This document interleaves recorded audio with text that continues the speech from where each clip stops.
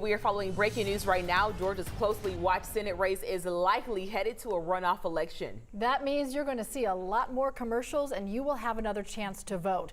This is one of the races that will impact control of the U.S. Senate, and we've been watching the final numbers coming in. So we just hit refresh. Here's where it stands between incumbent Raphael Warnock and challenger Herschel Walker.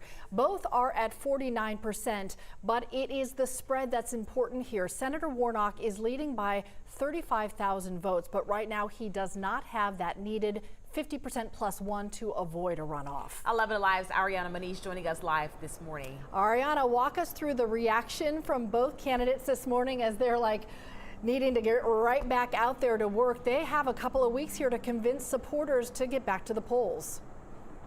Yeah, that's right. Good morning, Cheryl and Aisha. It's like deja vu all over again for Georgia voters as we'll be headed back to the polls come December. The race between incumbent Senator Democrat Raphael Warnock and Republican Herschel Walker, it has yet to be called now leading up to Election Day. We saw this race shape up to be a very close one as opposed for both candidates.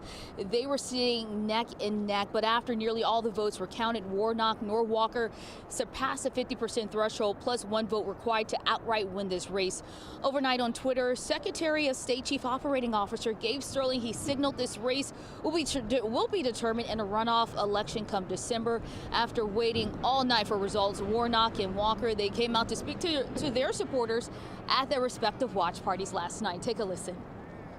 I feel good.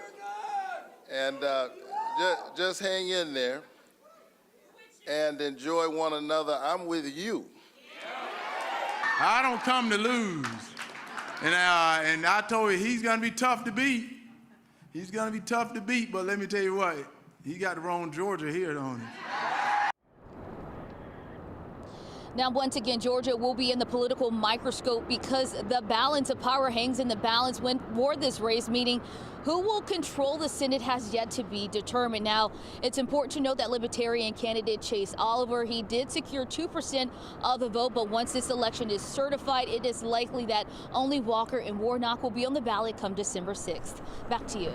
Ariana, thank you. Right back to it. So 11 Alive, Savannah Levins is joining us live this morning with a closer look at how voters are split on this race and how each county is shaping up for us this morning, Savannah. That's right. Split indeed. The Senate race still too close to call with neither Warnock nor Walker getting that 50% plus one that they need. And with a couple thousand votes that still need to be counted, particularly in red-leaning Paulding County and Fayette County. But to be honest, it's really not enough votes to sway it either way. So it does look like we're going to be going to a runoff. So let's look at kind of the overall state and how counties are leaning. If we turn the map into this mode, you can see the darker the color, the more that party leaned toward their candidate. DeKalb County, for example, going hard for Warnock. It's also interesting to compare it to the 2020 presidential election. We're seeing Warnock and Biden really kind of being on par, almost exactly in many cases, across most of the state. Walker trailing behind Trump a bit, though, which is notable. Some political pundits kind of really predicted that,